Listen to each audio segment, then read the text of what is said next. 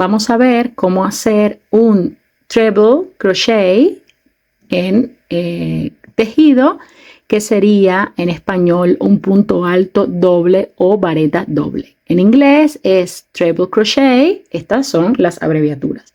Vamos a ver, lo primero que tenemos que hacer es echar hebra 2 veces. Insertamos en el punto donde vamos a hacer el punto, cogemos hebra y lo sacamos. Y vamos a tener 1, 2, 3 y 4 bucles en nuestra aguja. Tomamos hebra, sacamos por los primeros 2. Tomamos hebra, sacamos por los 2 siguientes, volvemos a tomar hebra y sacamos por los últimos 2.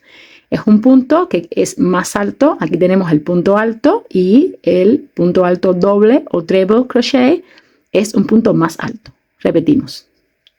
Tomamos hebra 2 veces, insertamos, tomamos hebra y sacamos 4 bucles. Tomamos hebra, pasamos por 2 de los bucles en la aguja, tomamos, pasamos por otros de los 2, tomamos y pasamos por los 2 últimos.